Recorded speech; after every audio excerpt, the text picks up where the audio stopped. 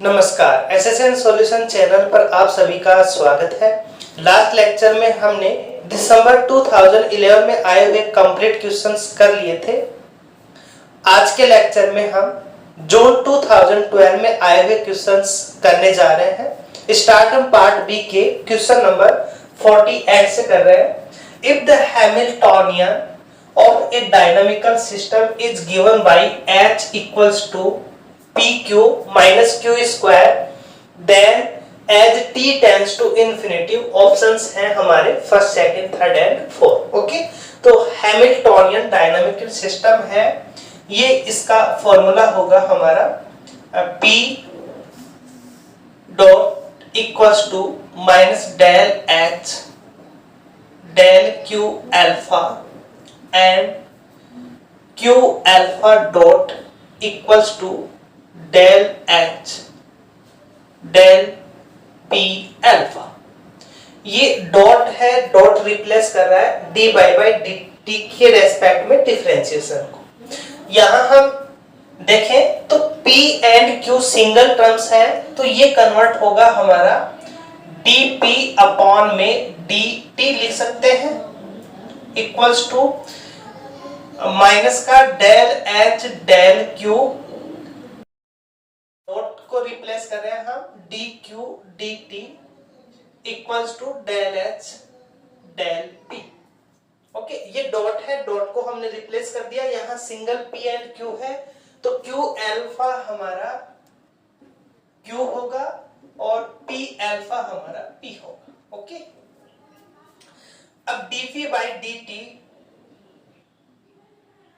Equals to H का Q के respect में पार्शियल डिफरेंशिएशन करेंगे और नेगेटिव साइन लेंगे, तो ये बनेगा हमारा माइनस का P, और Q के रेस्पेक्ट में करेंगे तो प्लस का 2Q, एंड यहां जो वैल्यू बनेगी dQ dt equals to H का P के रेस्पेक्ट में हम करेंगे तो ये बनेगा हमारा Q, ये हमारा Q बन गया। इसे हम सॉल्व करेंगे तो हमारे पास में क्या वैल्यू बनेगी dQ by Q equals to dt, ये बनेगा हमारे पास में Q equals to a constant C1 e की पावर t। अब यहां यदि हम t tends to infinity apply करते हैं तो as t tends to infinity Q की वैल्यू क्या होगी हमारे पास में, Q भी हमारा इंफिनिटी पर टेंड्स करेगा। ओके, तो हमें वैल्यू बन गई, Q की वैल्यू इंफिनिटी होगी, तो यहां Q 0 है, रॉन्ग होगा, यहां Q 0 है, रॉन्ग होगा। अब फर्स्ट एंड थर्ड ऑप्शंस में देखते हैं हम, तो ये वैल्यू हमने यहां रिप्लेस की, तो ये value dP by dt plus P equals to 2 C1 e की पावर t, ये हमारा इक्वेशन है, लीनियर इक्वेशन है, चाहो तो लीनियर इक्वेशन से सॉल्व कर ले या फिर इसका CF और PI निकाल के हम सॉल्व कर लें। तो यहां से जो हम इसका CF निकालेंगे ये बनेगा हमारा d plus 1 P equals to 0, that means हमारे पास में m की वैल्यू क्या आ गई -1, इंप्लाइज करके हमारे पास में क्या सॉल्यूशन बना, हमारे पास में एक कांस्टेंट हमने ऑलरेडी ले रखा है तो C2 e की पावर -t, एंड इसका जो PI हम वैल्यू निकाले तो 1 अपॉन में d प्लस 1 2C1 e की पावर t, ये वैल्यू बनेगी 2C1 1 अपॉन में d प्लस 1 की पावर t। यहां हम d की वैल्यू t का कोफिशिएंट रखेंगे, 1 होगा, 1 1 2 से 2 कैंसिल हो जाएगा, C1 e की पावर t। तो फाइनली हमारे पास में P की वैल्यू आ गई CF plus PI C2 e की power -t plus C1 e की पावर t। अब यहां भी हम t tends to infinity apply करें, as t tends to infinity तो P हमारा क्या होगा, ये 0 बनेगा, बट ये क्या बनेगा हमारा इंफिनिटी।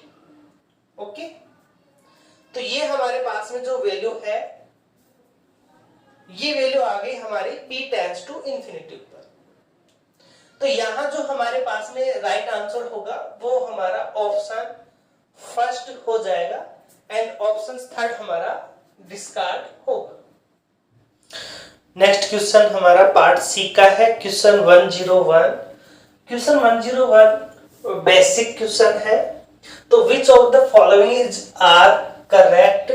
तो Hamiltonian's principle follows for the d'Alembert principle. Okay, तो ये हैमिल्टोनियन प्रिंसिपल है, ये डी लैम्बर्ट प्रिंसिपल को फॉलो करता है। ओके, बेसिक बात है, तो ये राइट होगा हमारा।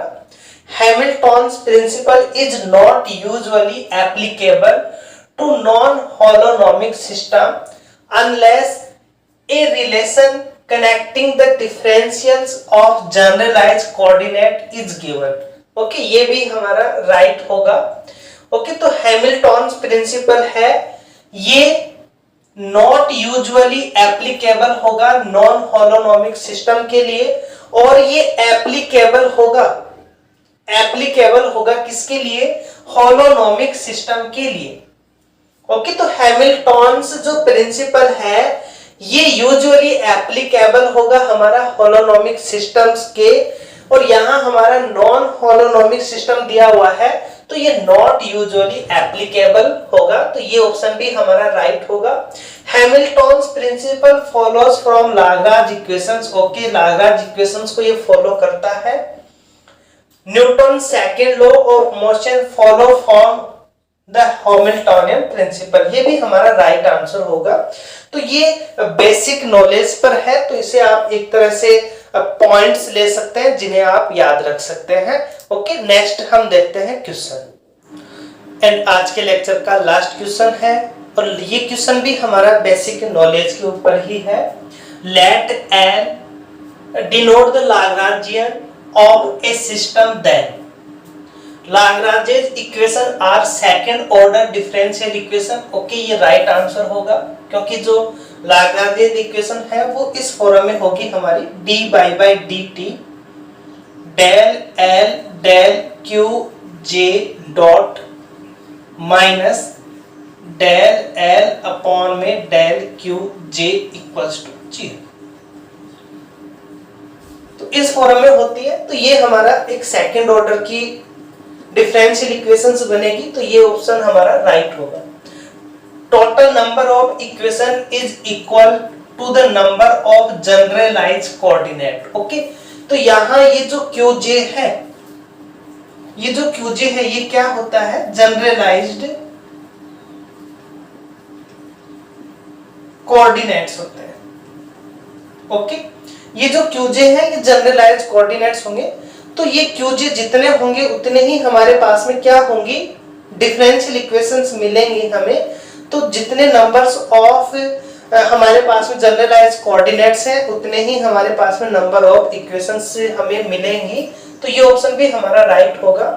लाग्रांजेस L is not unique. Okay, ये यूनिक नहीं होता, क्योंकि ये कार्टेशियन और पोलर में हम इसे कन्वर्ट कर सकते हैं in its function form.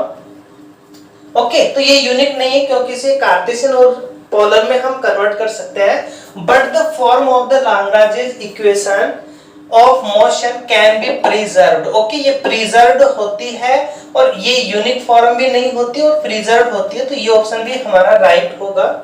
Lagrangian function is a quadratic function of generalised velocity when the potential exist. Okay, ये भी राइट है। यदि इसमें पोटेंशियल एनर्जी भी हम एग्जिस्ट कर देंगे तो ये quadratic function of generalised velocity में कन्वर्ट होगा, तो ये ऑप्शन भी हमारा राइट है। तो ये हमारे लास्ट जो दोनों क्वेश्चन है ये बेसिक नॉलेज के ऊपर क्वेश्चंस थे। ओके, तो ये थे हमारे जून 2012 में आए हुए कंप्लीट क्वेश्चंस के सॉल्यूशन। नेक्स्ट लेक्चर में हम दिसंबर 2012 में आए हुए क्वेश्चंस को लेकर के आएंगे। Okay, thank you for watching.